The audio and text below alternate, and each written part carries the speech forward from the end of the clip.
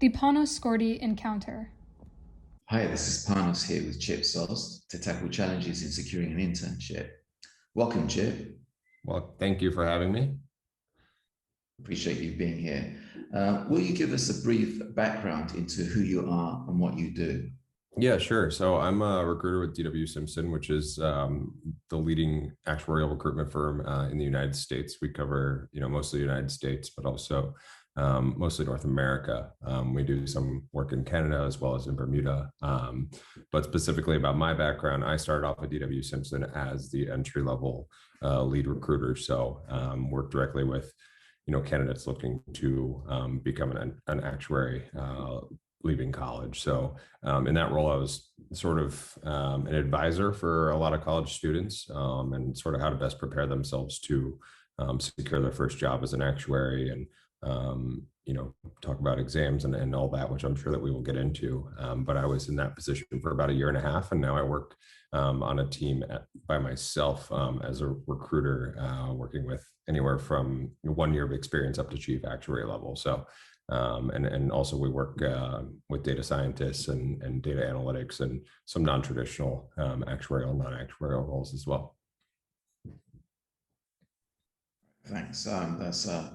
That's a interesting background that you have there. You've got a nice spectrum of different things that you've been involved in. Is it important for an undergraduate student, in your opinion, given your experience, to get an internship? Yes, so I think getting an internship definitely sets you aside from other candidates that are looking for their first actuarial position. A lot of universities are now having actuarial science as a degree. When I first started 5-6 years ago, there weren't that many schools that had had actuarial science as a degree in a program. So now the field itself is much more attractive to mathematics degrees and students that want to go into mathematics or statistics going into college, and they find out about actuarial science and then end up pursuing that. So there are a lot more candidates that are looking for an entry-level actuarial job, and if you have an internship, that definitely sets you aside as a more sought-after candidate, and your resume is definitely more attractive to potential employers. So yes, I would say that that's very important if you can secure them. I know there's not too many out there, but it's definitely helpful for your future career. Okay, so where would you advise a student to look to find an internship position? Yeah, so the SOA and the CAS, the Society of Actuaries and Casualty Actuarial Society, actually provide links and they post internships for a lot of companies.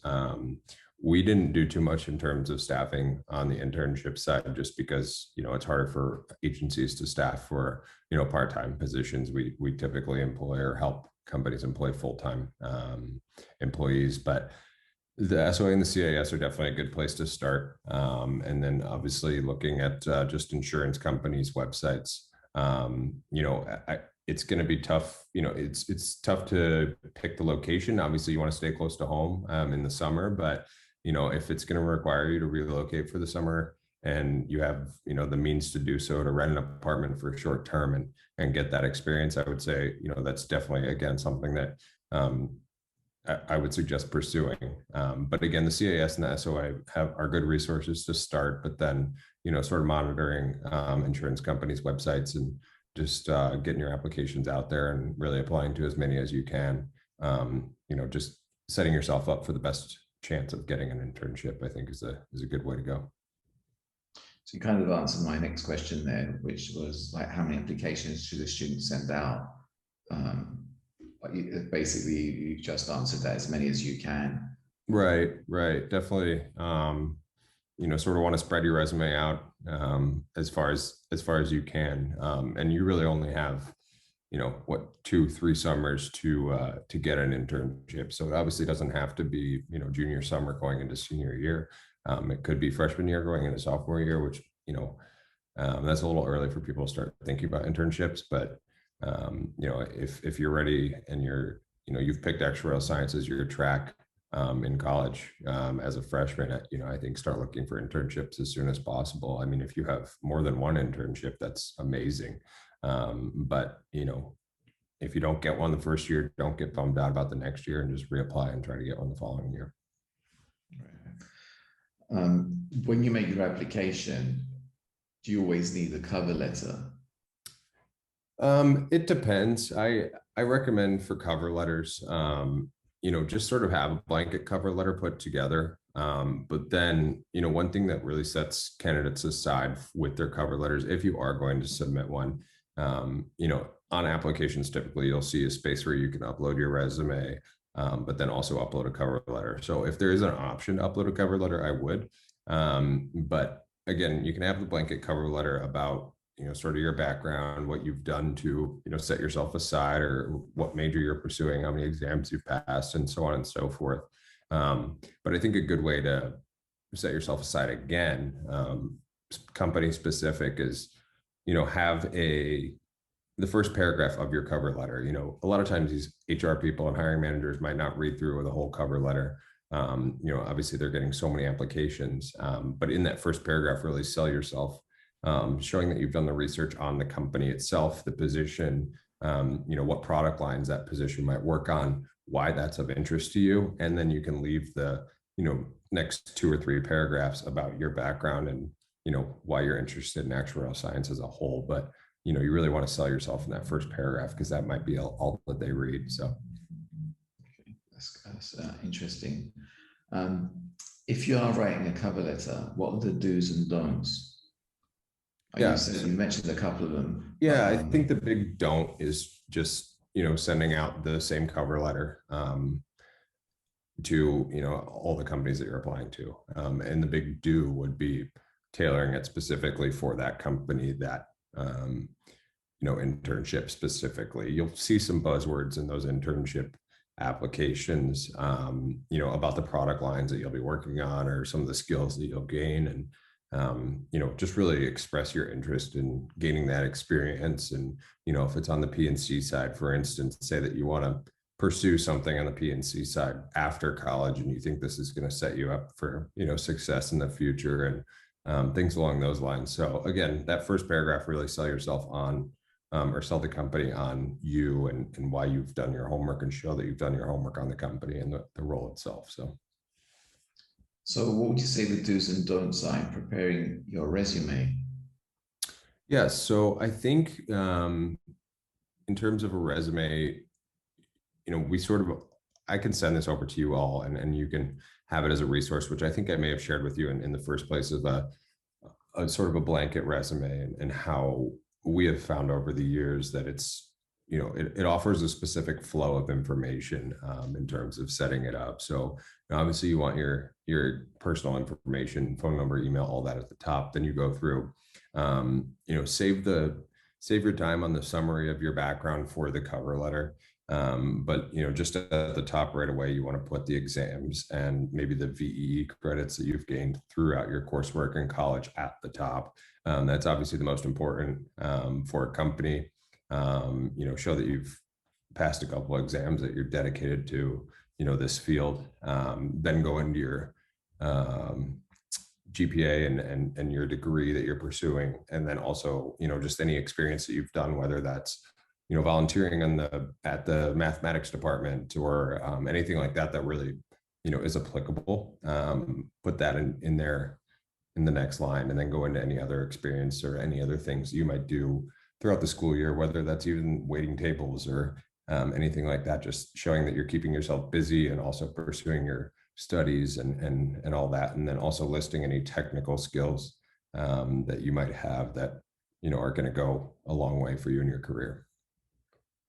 Okay, so if you do not get a response once you've made your application, yeah, so in terms of not getting an application response, it sort of depends. It's kind of hard to follow up specifically, because you might be submitting your application online, and you don't really have an email contact that you can reach out to. A lot of times there will be one on a website that might be info at statefarmcareers.com or something like that, and you can send over a follow-up email and just see sort of where your application stands. I would recommend waiting, maybe a week or two before doing that. And then, you don't really want to bug them too much. You could follow up, once or twice more. But you should hear back within, I would say, a month or so, maybe a month and a half, just depending on how early it is before that internship is actually available and when they're going to make their selection. So if you have the opportunity to follow up, I would. And perhaps even another avenue that you could go is if you see the internship posted, and sometimes the recruiter, their name will be listed on the posting online, and you could even reach out to them on LinkedIn and just shoot them a note and say, I applied to this position. I'm really interested in, position X because, it gives me this experience and would love to, get your thoughts on my background for this position.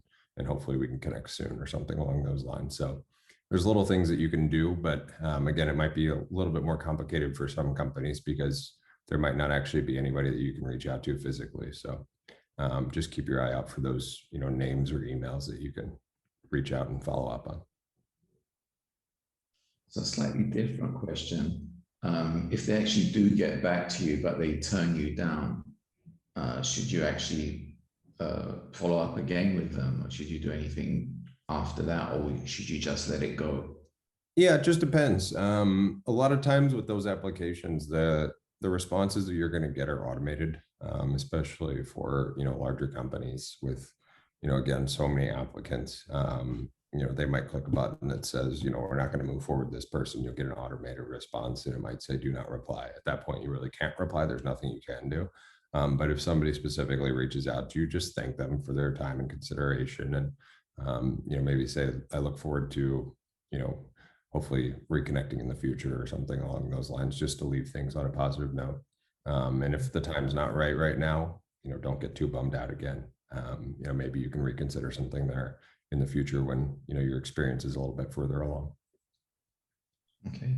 If you do get an interview, what's the best way to prepare? How much do you need to know about the company? You've mentioned that in an earlier response you gave, but how much do you need to know about the company, the job, etc.? What are the sort of things that you need to know?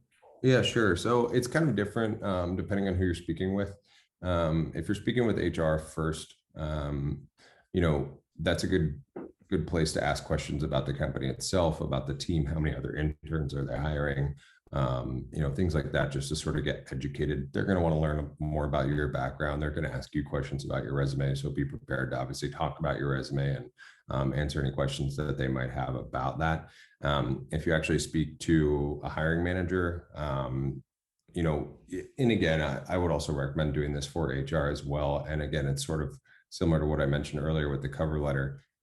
Do as much homework on the company as you can. Look up, any news about the company, any press releases or anything like that. That might not be something that you think of up front, but it can go a long way and carry a lot of weight in your interview, just showing that you are, really, really interested in this company specifically, and, sort of be knowledgeable about the product lines that they write and, things like that. Just knowing as much as you can, and also structuring the questions that you ask to the interviewer on your research that you've done on the company. I think that will go a long way.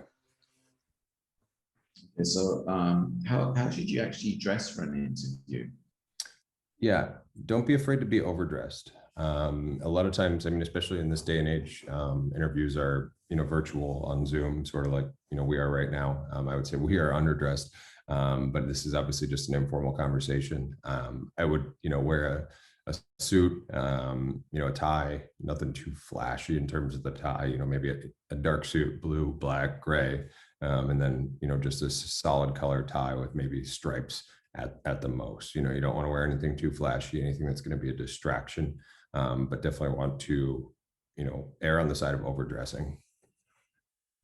Does it make a difference if the interview is virtual or if it's face-to-face in terms of the way that you dress? No, I don't think so at all. I think you should always prepare the same way. Obviously, again, the nature of the environment we live in right now is not, as welcoming to meeting someone face-to-face, but you should treat that as a face-to-face interview and dress the same way and act the same way and so on and so forth.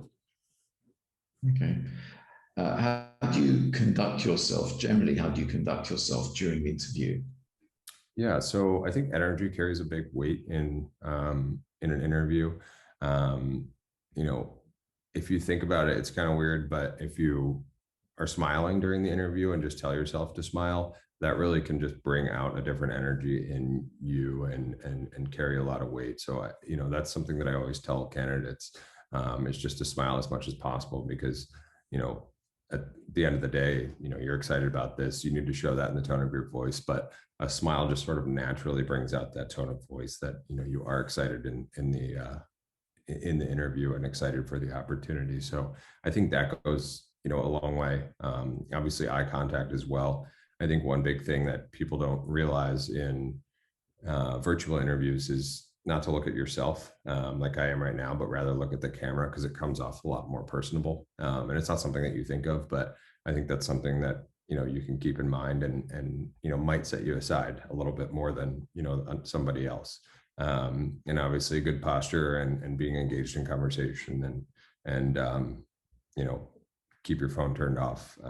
That goes without saying, but yeah, I think tone of voice and energy and excitement goes a long way. Are there any standard questions that may be asked at an interview that you should prepare for? Some people say to me, if I'm asked, how much salary am I looking for? How should I answer that? Are there any standard questions that students should be preparing for? Yeah. No, again, I mean, it kind of goes back to depending on who you're speaking with, but I think as long as you've done your research on the position itself, the company themselves, the products that they write, and even looking into, if you don't know exactly what that product is, and learning a little bit more about it, so just that you are knowledgeable about it. Again, I'm not necessarily too familiar with the questions that are asked for internships, but most of the questions that they're going to ask you are about your background and your passion, and sort of what brings you into being interested in actuarial science, why you want to be an actuary. So just be prepared to talk about that. Maybe it's something that you've learned, in your coursework over the years, that really, drove your passion to become an actuary. Just be prepared to tell stories, I would say, about, your experience or again, your passion for the actuarial profession, and be prepared to talk about yourself. So at the end of the interview, if they ask, do you have any questions? How should you respond? Yeah, so I mean, always have 2 to 3 questions available for your interviewers, and try to make them different for each interviewer. If it's a panel interview and you're speaking to 3, 4, 5 people, one of those questions, maybe 2 of those questions, can be the same, because you might get different answers from different people. But again, have those questions ready for you based on the research you've done. So you want to have educated questions. And another thing is, people in interviews that are interviewing you really like to talk about themselves. So the more that you can ask a question about, maybe their background or their experience at the company that you're, that they currently work at, the position that you're interviewing for, ask them, hey, what's your experience been like? I see you've been there for 5 years, looking at their LinkedIn or however, much research you've done on their background. Get them to talk about themselves. They love talking about themselves. And once you get that going, it sort of keeps the conversation going and what have you. So ask questions about their background, ask questions about, the company, some of the things that you've seen online, just to show that you're educated on the company. I think that'll really help set you aside from other candidates. That's good. After the interview, should you contact the company to thank them? Yeah, so I've always, it sort of depends. So if you speak with HR first, you don't necessarily need to send a follow-up thank you note. If you want to, you certainly can just thank them for their time and consideration. Because again, HR isn't going to tell you too much about the position itself. They might tell you about their internship program, what you can expect as an intern at their company, because they run the whole internship program there. So you can thank them for their time and consideration, and look forward to hearing of next steps. But once you get to the HR call, I think, or I mean, I'm sorry, the hiring manager call, I think it's important to send a follow-up thank you note. And in that thank you note, really loop in something that you talk to the hiring manager about, something that really stuck with you and resonated with you, and maybe something that the two of you connected on, and you look forward to the opportunity to working with them in the future. So I think after that hiring manager call is probably the good time to send the first thank you note, if you don't already, for the first call with HR. And then with the panel, you can send sort of a general thank you note to everybody on the panel, or you can go above and beyond and send thank you notes as well to each individual, but it just also depends on how much information you have. So you might not have the emails for each interviewer. So you might just want to, send an email to HR thanking the team for their time, and ask that they pass that along and say that you look forward to hearing about next steps or the opportunity. So. Okay. I mean, that's been great information. I was going to ask you another question, but you've already answered it in one of the other responses.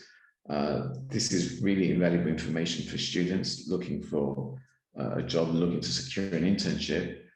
Chip's contact details will be included in the description.